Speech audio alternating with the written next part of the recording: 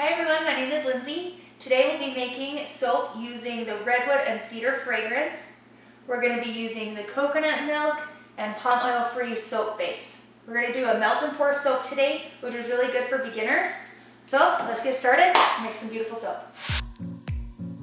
You will need 3 bowls, a cutting surface, knife, spatula, colorants, fragrance, a mold, and a spray bottle filled with rubbing alcohol.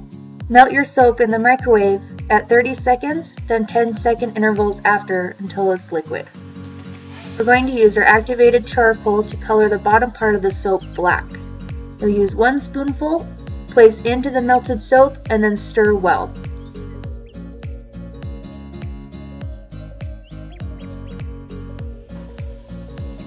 Once you've finished stirring, we're going to add our fragrance. You can add as much or as little as you'd like. I typically do 2 or 3 capfuls for each section of my soap. This one has 3 sections, so you'll end up using a good portion of the bottle. Stir it in really well. Once you've finished stirring in the fragrance, we're going to pour the soap base into the mold.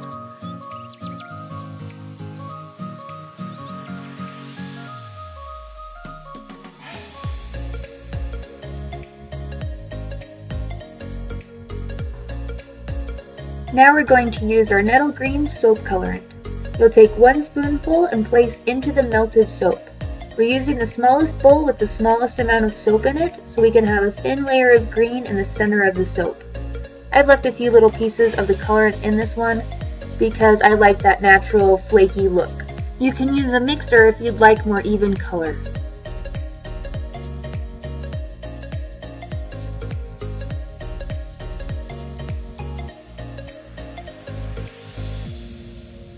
Before we pour the green layer on, it's really important to spray the first layer with rubbing alcohol.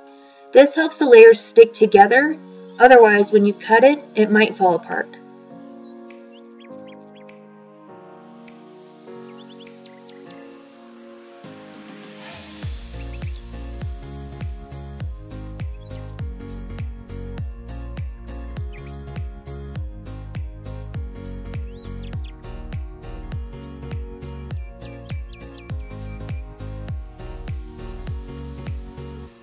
Use your spatula to get all the soap that you can out of the bowl.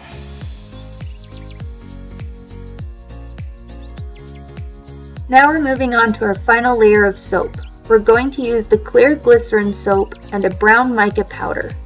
The mica powder is a lot stronger than the other colorants we've used, so we're only going to use 1/4 of a spoonful.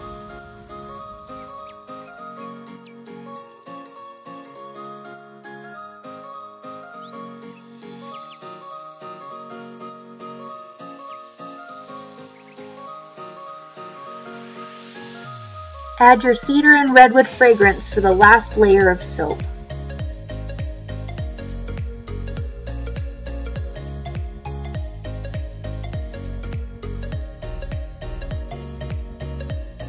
Don't forget to spray the green layer with rubbing alcohol so our last layer will stick.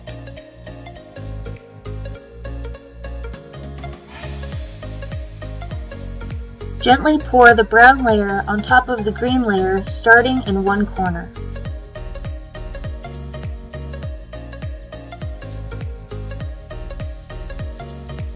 Once you've finished pouring, allow several hours for the soap to set. Once the soap has set, we'll take the silicone mold out of its wooden box. Fold the edges of the silicone mold away from the soap and gently lay the soap face down onto your cutting board.